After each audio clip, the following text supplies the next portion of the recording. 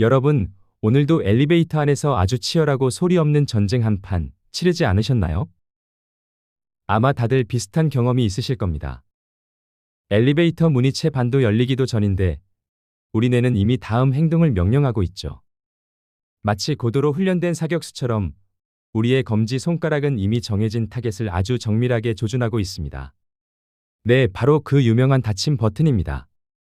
그냥 한번 툭 누르는 걸로는 도저히 성이 안 차는 분들이 많습니다. 이게 과연 눌린 건가 하는 의심이 들기도 하고 내 간절함이 엘리베이터 센서에 닿기를 바라는 마음으로 다다다닥 광속 연타를 날리죠.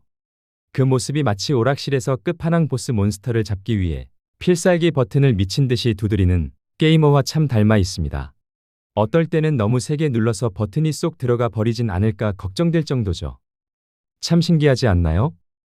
냉정하게 생각해보면 그 버튼을 몇 번 더 누른다고 해서 엘리베이터가 빛의 속도로 닫히거나 모터가 갑자기 슈퍼 엔진으로 변하는 것도 아닙니다. 그저 시스템에 입력된 정해진 시간대로 움직일 뿐이죠. 그런데 우리는 도대체 왜 그 찰나의 1초를 못 견뎌서 손가락을 잠시도 가만히 두지 못하는 걸까요? 단순히 우리가 성격이 급한 민족이라서 혹은 오늘 스케줄이 너무 빡빡해서 그럴까요? 아닙니다. 사실 이건 성격의 문제를 넘어섭니다. 여기엔 아주 오묘하고도 강력한 인간이라면 누구나 가지고 있는 본능인 통제 욕구라는 거대한 심리학적 비밀이 꽁꽁 숨겨져 있습니다. 내가 무언가에 영향을 미치고 있고 상황을 내 손으로 조절하고 있다는 그 짜릿한 기분. 그 착각이 우리를 버튼의 노예로 만드는 거죠.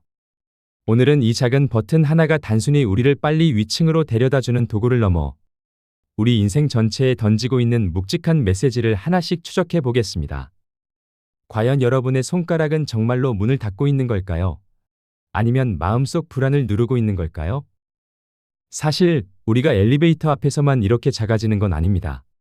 평소에 나는 참 느긋한 사람이야. 여유가 내 삶의 철학이지라고 말하고 다니는 분들도 디지털 세상 앞에만 서면 돌변하곤 합니다. 웹사이트 창이 단 2초만 늦게 떠도 여러분은 어떻게 하시나요? 모니터를 뚫어지게 노려보다가 약속이라도 한 듯 키보드에 새로 고침인 F5 키를 사정없이 두들기기 시작합니다. 마치 그 키를 3개 누르면 데이터가 더 빨리 전송되기라도 하는 것처럼 말이죠. 현실적으로 보면 서버가 과부하 상태일 때는 가만히 차례를 기다리는 게 가장 빠릅니다. 하지만 우리는 그 하얀 화면이 멈춰있는 꼴을 단 1초도 견디지 못합니다. 새로 고침을 무한 연타하면서 마음속으로 이렇게 외치죠. 나는 지금 손 놓고 기다리는 게 아니야. 무언가 적극적으로 조치를 취하고 있다고. 그렇게라도 해야 우리는 상황을 내가 주도하고 있다는 기분 좋은 착각에 취할 수 있거든요. 이런 코미디 같은 상황은 스마트폰을 쓸 때 절정에 달합니다. 고화질 영상을 신나게 보다가 화면 가운데에서 로딩바가 뱅글뱅글 돌기 시작하면 갑자기 마음이 급해집니다. 멀쩡한 비행기 모드를 괜히 껐다 켰다 반복하기도 하고 심지어는 스마트폰을 든 팔을 마치 안테나처럼 공중으로 높이 들어 올리기도 하죠. 조금이라도 더 높은 곳에 폰을 두면 보이지 않는 전파가 내 폰을 더 잘 찾아올 거라는 믿음 때문입니다. 냉정하게 생각해보면 내 팔의 높이가 기지국 신호 세기에 유의미한 영향을 줄 리가 만무하죠.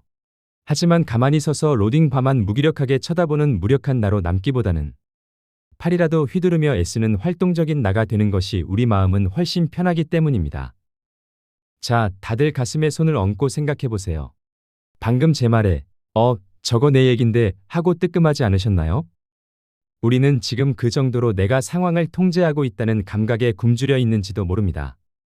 심리학에서는 이걸 통제 환상이라고 부릅니다. 실제로는 내가 어쩔 수 없는 상황인데도 내가 노력하면 바꿀 수 있다고 믿어버리는 착각이죠. 인간은 기본적으로 무력감을 끔찍하게 싫어합니다. 그래서 차라리 의미 없는 짓이라도 해서 상황을 내 손안에 뒀다는 기분을 느끼고 싶어 하죠. 로또를 예로 들어볼까요? 로또 번호는 기계가 무작위로 공을 뽑아 결정합니다.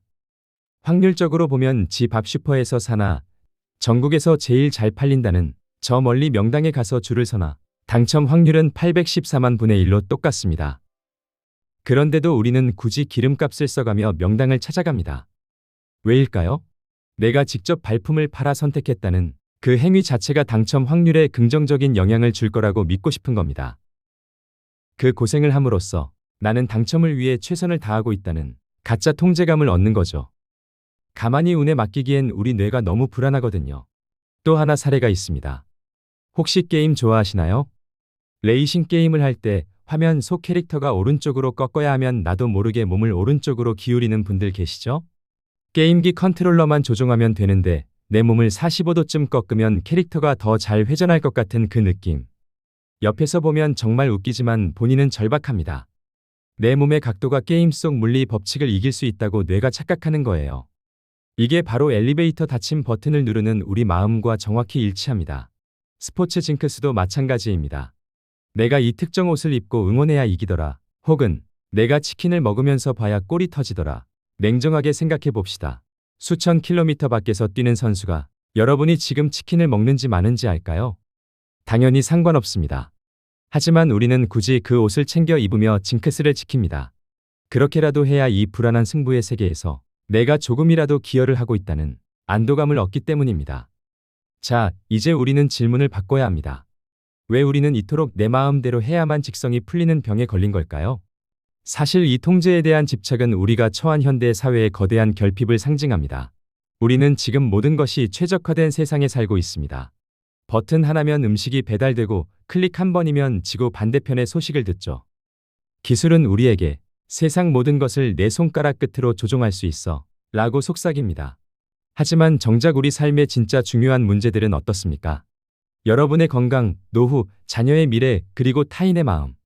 이것들 중에 여러분이 연타한다고 해결되는 게 단 하나라도 있나요? 없습니다. 인생의 진짜 중요한 영역들은 사실 우리의 통제권 밖에 있습니다. 거대한 파도처럼 밀려오는 운명 앞에서 우리는 사실 무력한 존재일 뿐이죠.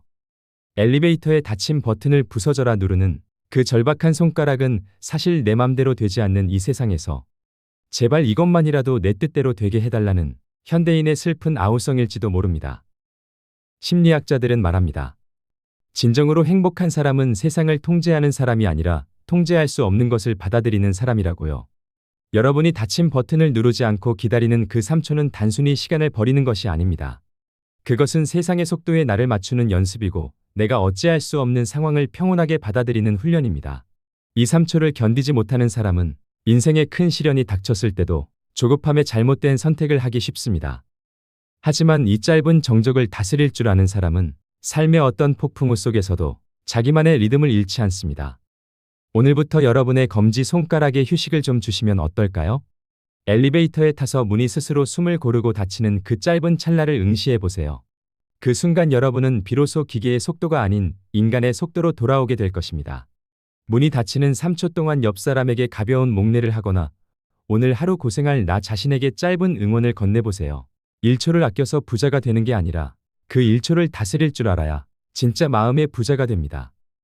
여러분의 일상 속에 숨어있는 또 다른 조급함이나 징크스가 있다면 댓글로 남겨주세요. 우리 함께 웃으며 그 속에 숨겨진 마음의 매듭을 풀어봅시다.